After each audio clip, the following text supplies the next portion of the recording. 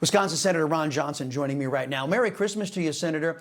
You know, help me out with something. The GOP bends over backwards to approve all of Joe Biden's unqualified nominees. I think I looked it up today.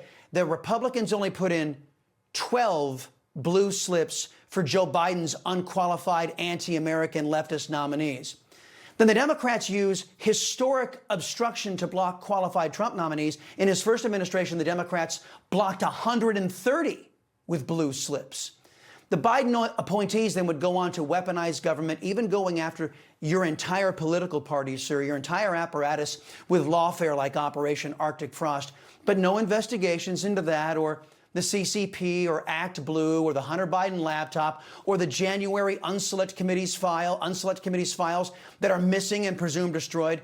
But the GOP wants to investigate Secretary of War Pete Hegseth to please these caterwauling Democrats. What is going on in the GOP-controlled Congress? Well, Merry Christmas, Chris. I am investigating those things. I've used the blue slips, kept a couple pretty awful judges off of Seventh Circuit, as well as district courts in Wisconsin. The problem we have is Democrats are always the ones breaking the precedent. You know, I think certainly when I came to Congress, I thought elections mattered and presidents ought to be able to staff their administration. So, until the Biden administration, where his nominees were so radical left, I basically started voting no on all of them. Before that, it was like, okay, elections matter. Presidents ought to have the ability to staff their administration unless there's something glaring in their background. I'll vote to confirm. It's Democrats are always ramp it up. And what they have done under the second Trump administration in particular, it was just outrageous. They were so obnoxious. There was a great reluctance to change the rules on voting on nominations with just a majority vote. But they were so obnoxious that President Trump wasn't even going to get 500 nominees through. Generally, a president gets about 1,000 in the first Congress of his administration. President Trump was probably going to get about 400. It was so obnoxious, so obstructionist that I think on a unanimous basis, Republican senators say, okay, we've got to end this. And my guess is that's going to continue. Well, I came up very early supporting President Trump's call. As much as I hate the fact that Democrats don't respect the filibuster, I realize that they are going to end it as soon as they can. They purge the two members of their party.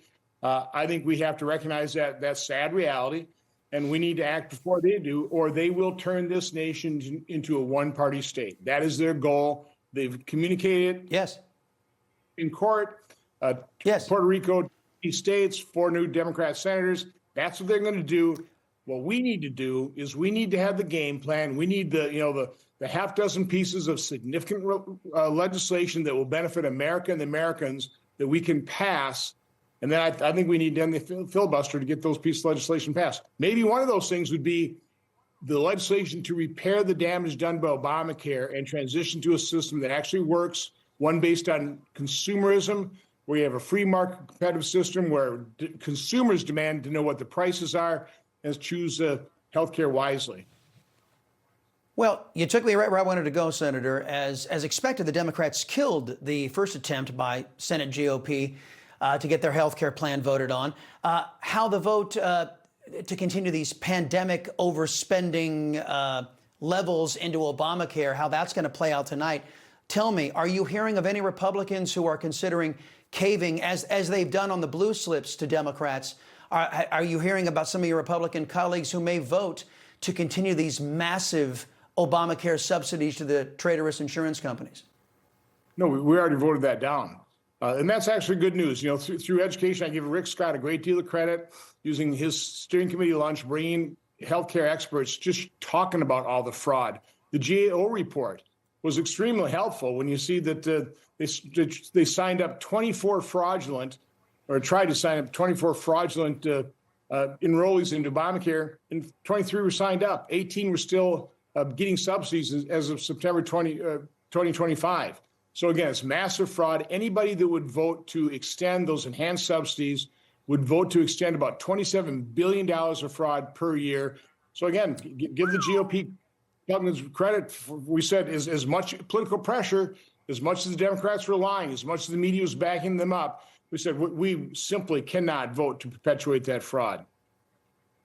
Yeah. I had heard about the Republicans' attempt. I hadn't heard that there was already a vote on the Democrats' continued subsidies. Look, the president is calling out Senate Republicans for aiding the Democrats in stopping his nominees. Tell me this.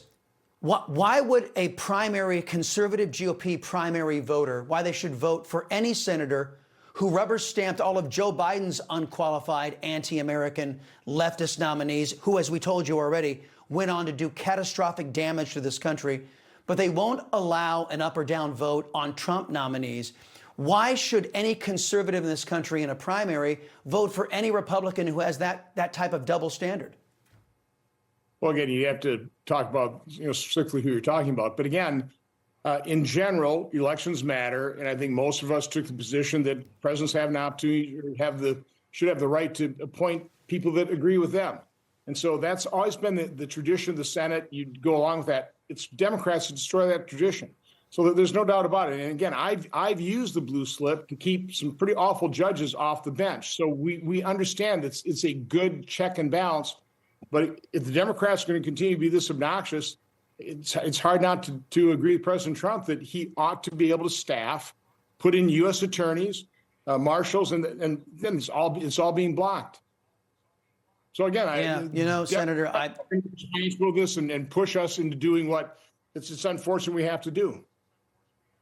Yeah, and according to my source, the tracker that I was using, I mean, it's so unbalanced. 130 blue slips against Trump, and the Republicans could only muster 12 blue slips in the first 2 years of Joe Biden. Given the radical leftists that he was putting up, it sends a signal that the Republican Party has more in common with socialist Democrats than they do with conservative America First folks. It sends that signal. Can you see that?